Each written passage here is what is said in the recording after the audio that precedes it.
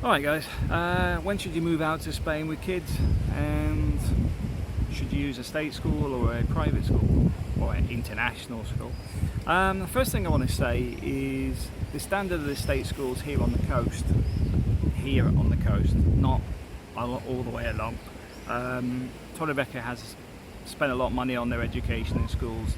If you look at the annual spend on it, Torrevieja is much higher than Alicante. There was some grumblings about this last year, actually, the amount of money that is spent here per child. They spend a lot more on their children here.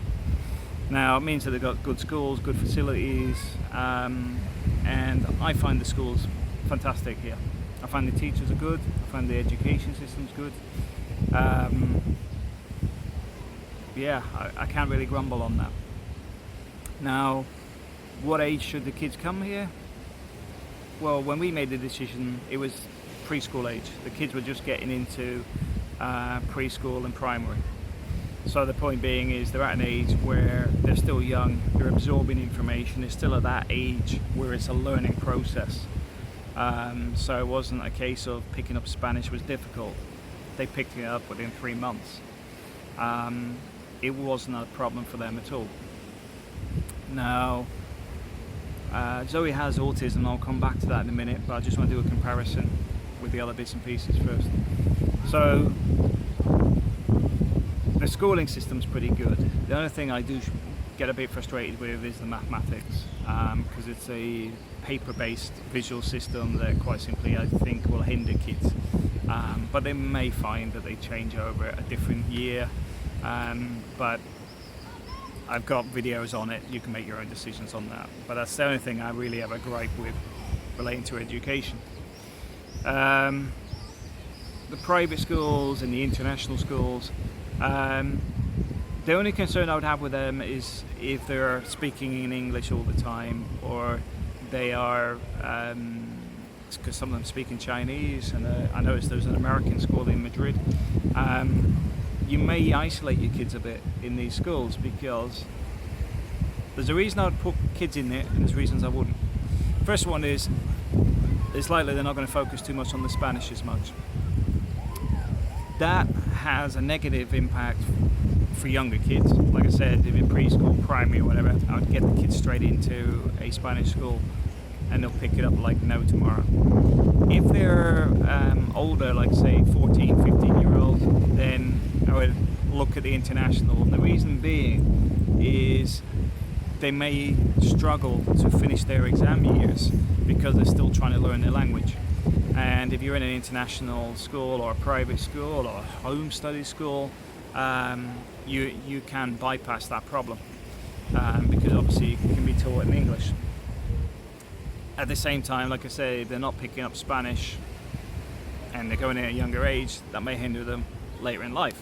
All depends if you're planning on staying in Spain permanently, or they are. But I do find the education system's pretty good. I do think it's important the kids are bilingual.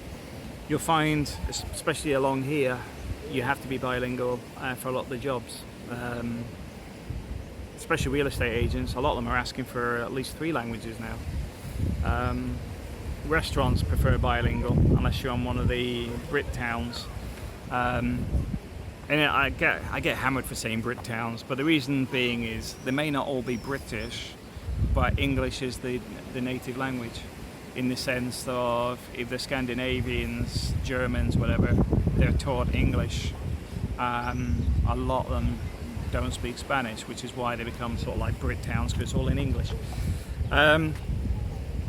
But beyond that, I would actually say, if you're thinking somewhere up to about 12 years old, I'd definitely look at getting the kids into the primary or early secondary school.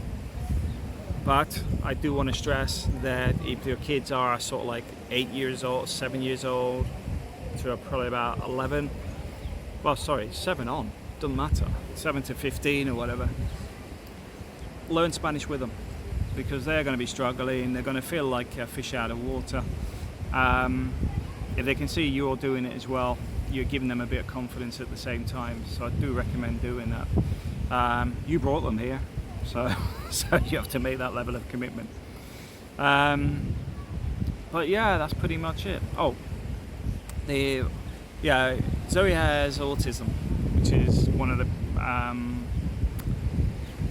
the fundamental changes I made a long time ago about coming to Europe, because I was a big concern about the level of care in the UK and education, but I find here in Spain it's fantastic. Um, the school Zoe's at is one of the reasons we're in La Mata.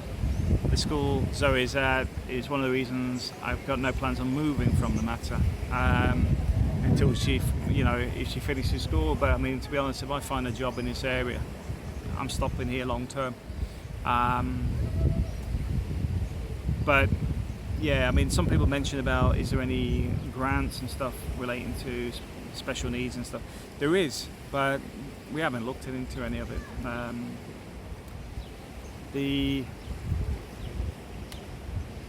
One of the things you can get if your kids do have any special needs is discounted on the school meals. And that brings me to school meals. The school meals in the state schools here are pretty good. They're actually put together by proper chefs. You normally see pictures of the chefs that did it, and they promote themselves, as putting the menu together and everything. They have a variety of meals, and I find that this school, they have different meals from different countries and stuff, so everybody gets to taste everything, which I think is very important. I think it's good to integrate in that way, because about 30 languages spoke at the school, so it's a very integrated society here. I've got to admit, we don't really have any of the downside of multiculturalism in that sense. I do find people are pretty well integrated here. I don't know why it's worked so well, but it just does. I mean, nearly 50% of the population in Torrevieja is foreigners, but it seems to work quite well here. You will get some people that have their issues, but you'll get that anywhere in society. The main thing is they're not the majority, which is the important bit. But for me, I think Spain's a fantastic country. I think it's great for kids. I think we made the right decision when we moved out here.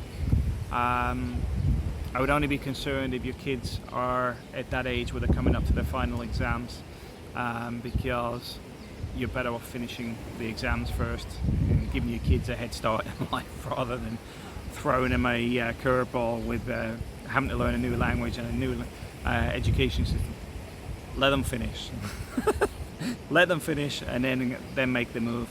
At the same time, start learning Spanish and getting your kids to learn Spanish if they're going to be coming with you.